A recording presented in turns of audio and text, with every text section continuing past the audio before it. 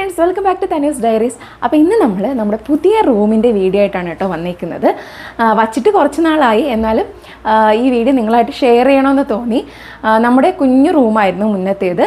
അപ്പോൾ ഇപ്പോൾ നമ്മൾ ആ റൂമിനെ കുറച്ചുകൂടെ വലുതാക്കി റിനോവേറ്റ് ചെയ്തെടുത്തിട്ടുണ്ട്. പിന്നെ കിഡ്സ് ബെഡ്റൂം, അപ്പർ ബെഡ്റൂമൊക്കെ ചെയ്തിട്ടുണ്ട്. അപ്പോൾ ഒരുപാട് പേര് നല്ല അഭിപ്രായം പറഞ്ഞു.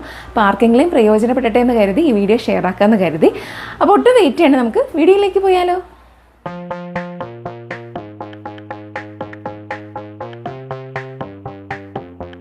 ഫസ്റ്റ് ഇതാണ്. ഇത് ആദ്യം ഇവിടെ ഒരു കൈവരി പോലെയാണ് ഉണ്ടായിരുന്നത്. നമ്മൾ അലൂമിനിയം ഫാബ്രിക്കേഷൻ്റെ ബോർഡ് വെച്ചിട്ട് നമ്മൾ അപ്പർ ഷെൽഫാക്കി എടുത്തു. അപ്പോൾ ഇത് ഇങ്ങനെ ചെയ്ത് കഴിഞ്ഞാൽ നമുക്ക് പൊടിയൊന്നും അടിക്കത്തില്ല. അകത്ത് സാധനം വെച്ച് കഴിഞ്ഞാൽ പൊടിയൊന്നും അടിക്കത്തില്ല.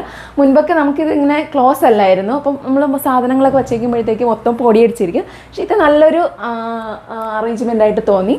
എല്ലാ സാധനങ്ങളും ഒതുങ്ങി അവിടെ ഇരിക്കുന്നുണ്ട് കേട്ടോ. പിന്നെ ഇത് നമ്മുടെ പഴയ ഒരു തടി അലമാരയാണ് കേട്ടോ. അപ്പോൾ അത് നമ്മൾ ഇത് മാറ്റാതെ തന്നെ ഒരു മോഡലായിട്ട് ഇതിനോട് ചേർത്ത് വെച്ച് ചെയ്തേക്കുന്നതാണ്. അതായത് ഇത് നമുക്ക് സെപ്പറേറ്റ് അലമാരയെന്ന് തോന്നത്തില്ല, ഇതിനോട് ചേർന്ന് ചെയ്തേക്കുന്നതെന്നേ തോന്നത്തുള്ളൂ. പക്ഷേ ഇതൊരു എനിക്ക് കല്യാണം കഴിഞ്ഞപ്പോൾ കിട്ടിയ അലമാരയാണ് കേട്ടോ. അപ്പോൾ അത് നമ്മളിങ്ങനെ ഇതിവിടെ വെച്ചിട്ട് ചെയ്തേക്കുന്നതാണ്. നമുക്ക് ആ തടിപ്പണിയൊക്കെ ചെയ്തവർ നല്ല ഭംഗിക്ക് വൃത്തിക്ക് ചെയ്ത് തന്നിട്ടുണ്ട്. ഇത് നമ്മൾ ബോർഡ് വെച്ചിട്ട് ഇവിടെ ഒരു ടേബിൾ പോലെ ചെയ്തിട്ടുണ്ട്. ഇവിടെ നമ്മളൊരു ലൈറ്റൊക്കെ കൊടുത്തിട്ടുണ്ട്. നമുക്കിങ്ങനെ അറേഞ്ച് ചെയ്തൊക്കെ ചെയ്യാം. സ്റ്റഡി ലാമ്പാണ് കേട്ടോ.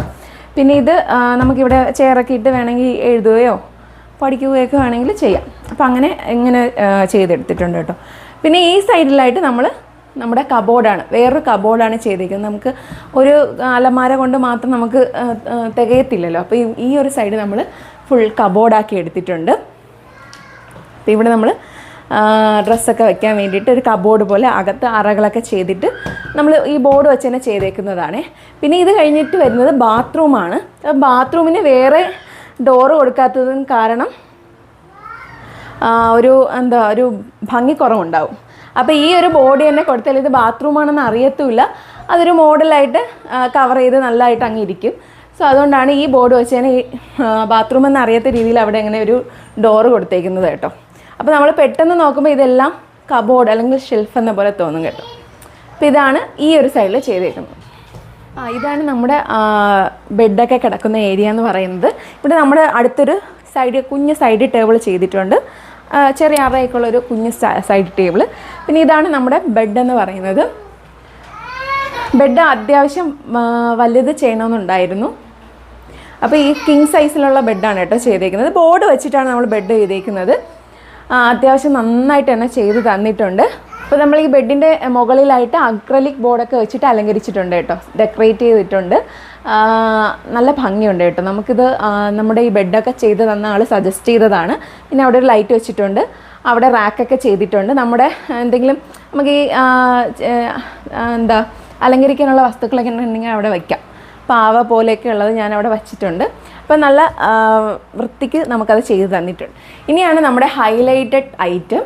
അതായത് നമ്മുടെ കുഞ്ഞുങ്ങളൊക്കെ നമ്മുടെ കൂടെ കിടക്കണം എന്നുള്ളത്. അപ്പോൾ നമുക്ക് ഒരു ബെഡ് കൊണ്ട് തികയത്തില്ലല്ലോ. അപ്പോൾ കിഡ്സൊക്കെ നമ്മുടെ റൂമിൽ കൂടെ തന്നെ കിടക്കണമെങ്കിൽ നമുക്ക് ചെയ്യാൻ പറ്റുന്നൊരു കാര്യമാണ് ഈ അപ്പർ ബെഡ് എന്ന് പറയുന്നത്. അപ്പോൾ അവർക്ക് സുരക്ഷിതമായിട്ടൊരു ഏരിയയും കിട്ടും, നമ്മൾ എപ്പോഴും കണ്ടുകൊണ്ട് കിടക്കുകയും ചെയ്യാം, അങ്ങനെ ഒരു ഏരിയ. അപ്പോൾ ഇതാണ് നമ്മുടെ അപ്പർ ബെഡ് എന്ന് പറയുന്നത്.